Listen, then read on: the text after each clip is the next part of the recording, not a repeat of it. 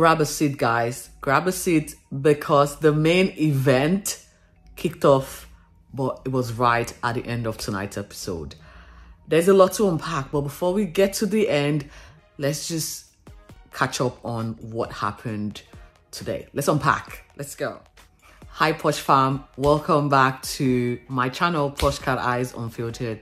We're here, episode 5 of the Bachelor Au. Guys, just grab a drink is all I can say. Grab a drink because it got interesting, and I'm tagging tonight's episode as the Exodus. Here is why. Literally, here is why. We're gonna get to this particularly crazy scene right here. But first, some housekeeping, guys. Please do subscribe to my channel, comment, like, and just help me grow. And without much ado, or without further ado, let's just dig in and recap on episode. So it's exit stage left. And hence the reason I'm tagging this the Exodus. So it kicked off, like, you know, the episode kicked off with bags rolling down the stairs. And the next thing I know, I saw someone literally like leaving. And she was like, I'm leaving this hellhole. I'm leaving this hellhole. Before you know it, I was like, what is this chaos? What's going on here? She, you know, kept going down the stairs, went out the door and into a waiting car. I was still trying to uncover what exactly is going on. And, you know, the scene just left the mansion where the girl, like the mansion is where the girls stay, and then the batch pad is straight onto the batch pad. I was like, guys, take it back to the mansion. That's where the drama resides. The other girls are like, what is going on? Me, the viewer, I couldn't tell you what was going on, but we'll soon find out because Usher Goosebumps had to come and unpack exactly what was unfolding behind the scenes. So Usher, you know, rallied the bachelors, Thomas and Jed, because Thomas, Liz, and Jed were sitting down and having a chat. And he walked in. I was like, Thomas and Jed, please come with me. And he was like, your girls have left. And it wasn't because I saw one girl leaving. So I thought it was just the one.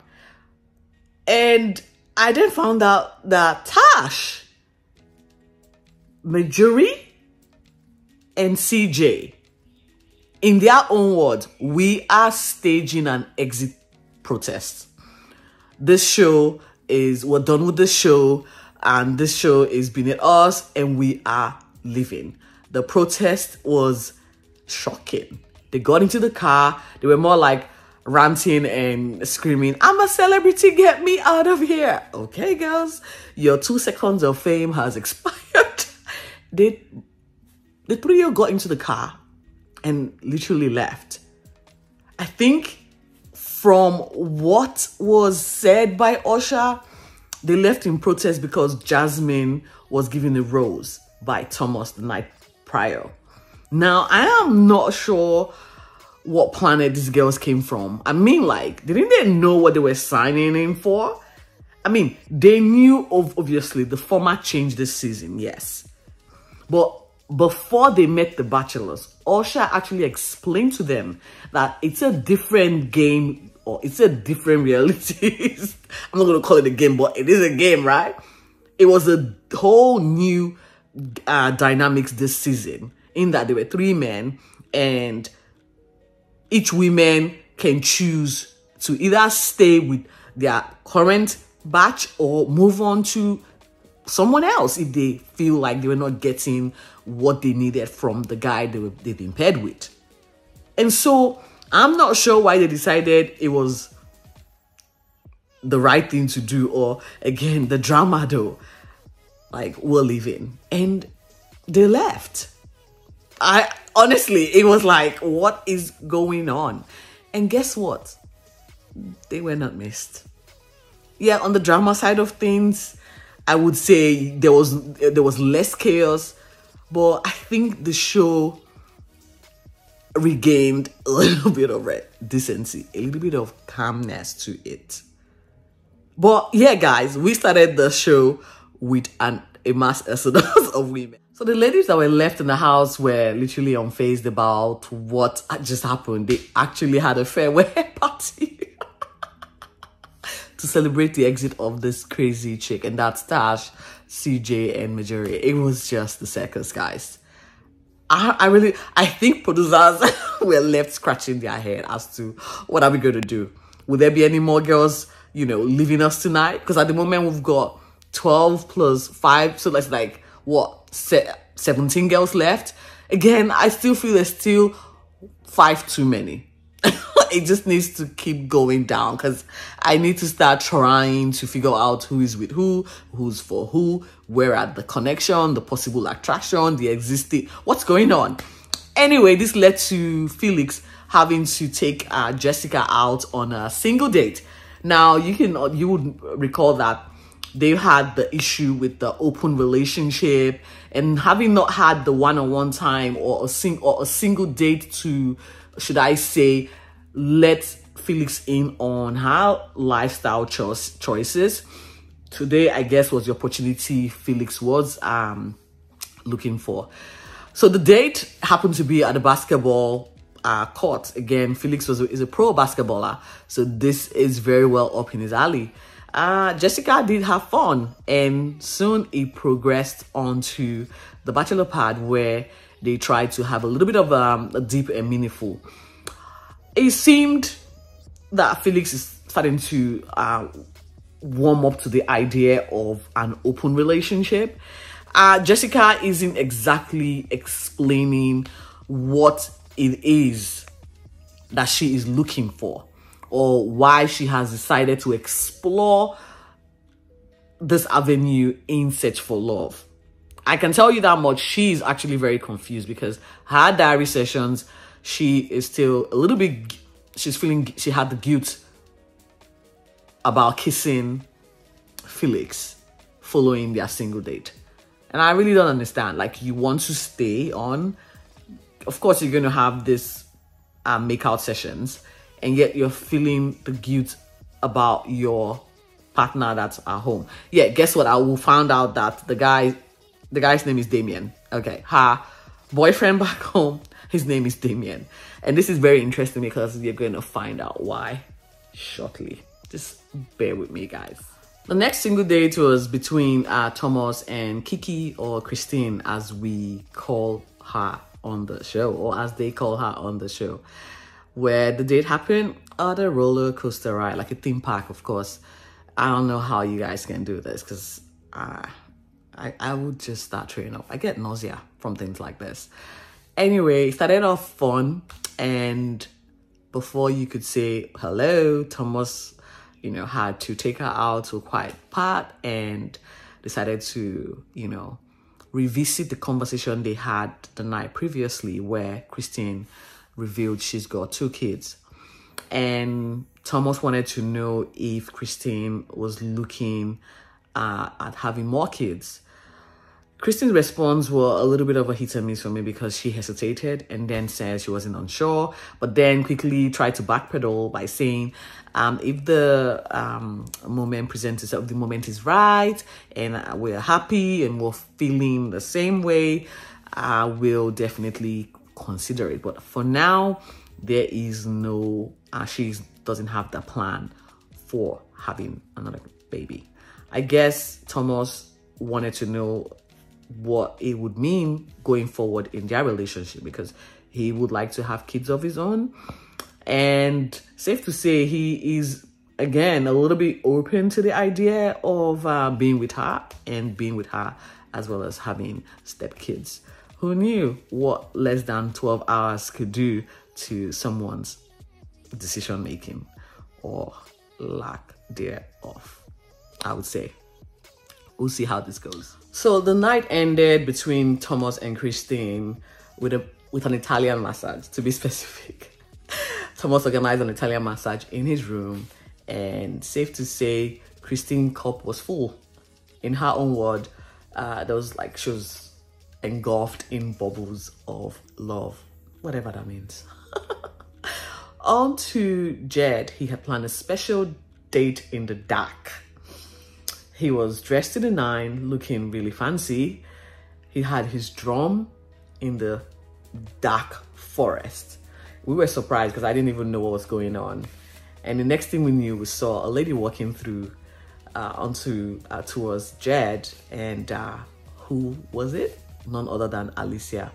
And as soon as Jed spotted her, he just started playing his drum. He was in his element, you know, played beautifully to Alicia's delight. And it was a very sweet, romantic experience for both of them. I actually enjoyed this particular scene. It was so romantic. Jed opened up a little bit more about his vulnerabilities and his insecurities, how he was bullied for being who he is, a little bit quirky, you know, just different from the norm. To which Alicia, you know, just said, you're who you are and you need to be proud of who you are. I've got a family member with, you know, some mental health challenges or some, you know, and she has, she understands what it takes.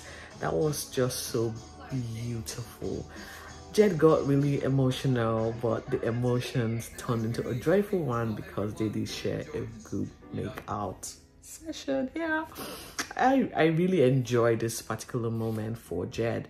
He has lost so many women. I have literally lost count. I really don't know who's left for Jed. I feel dude needs to catch a break. He needs to, you know, find someone that he can actually connect with in this show and just foster a long-lasting relationship. And if that doesn't work, a good friendship at least.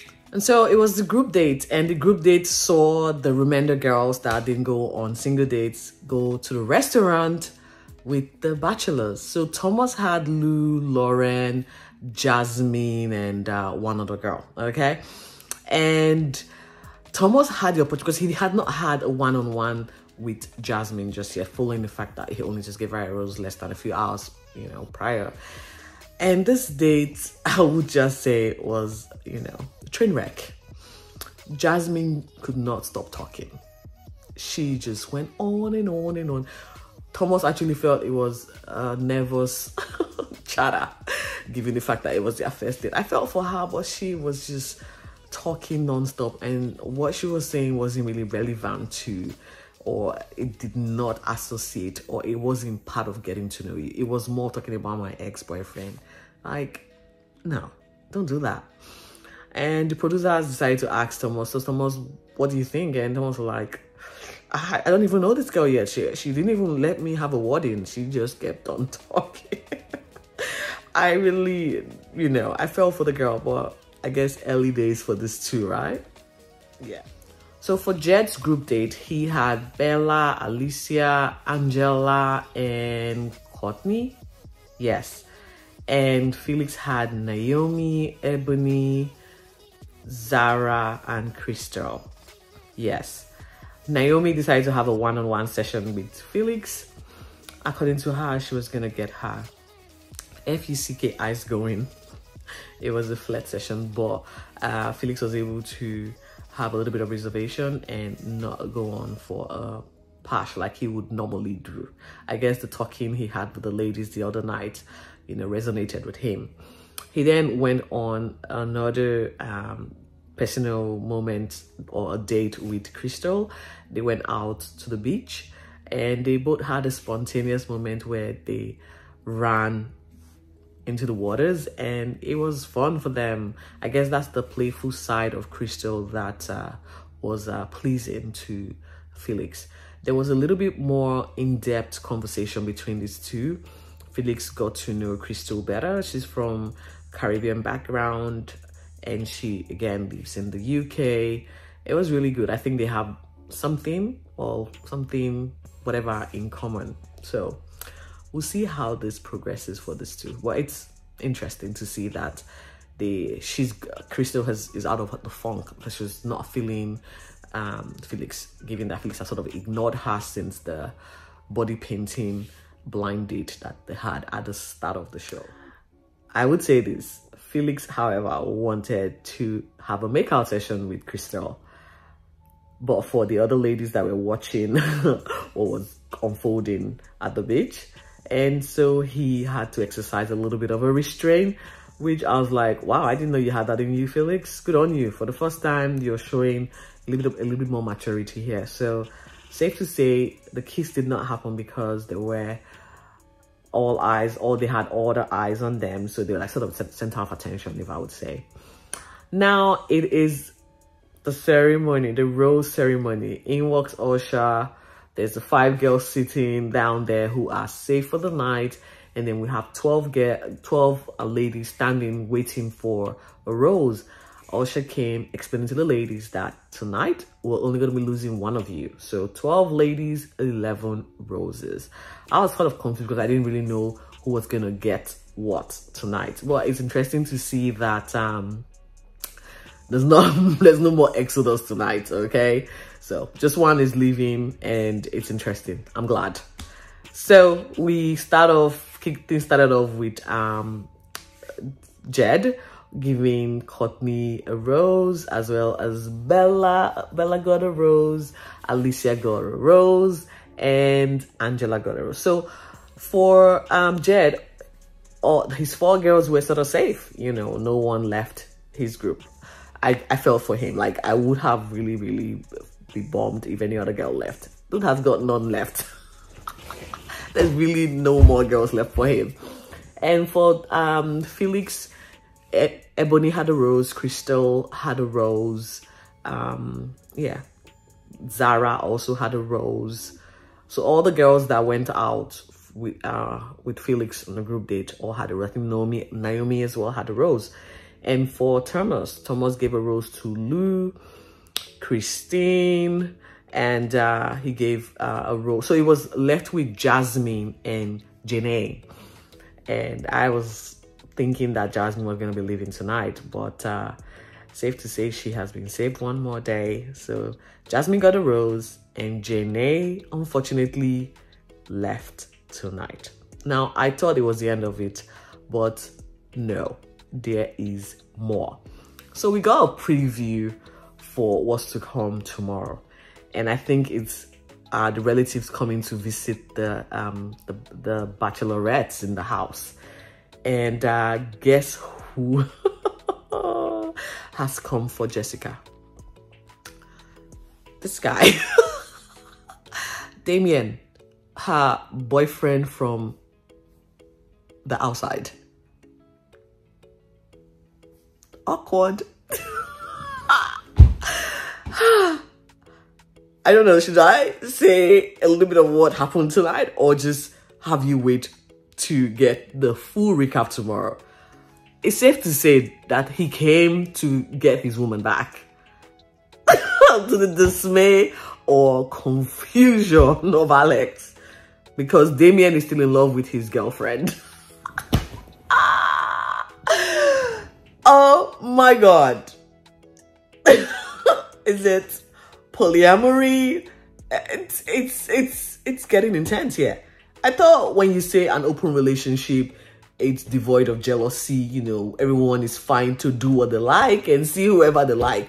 But apparently the situation is quite different between this trio. I don't know what's going on, but we're going to unpack this tomorrow. Until then, stay safe and be focused. Talk soon.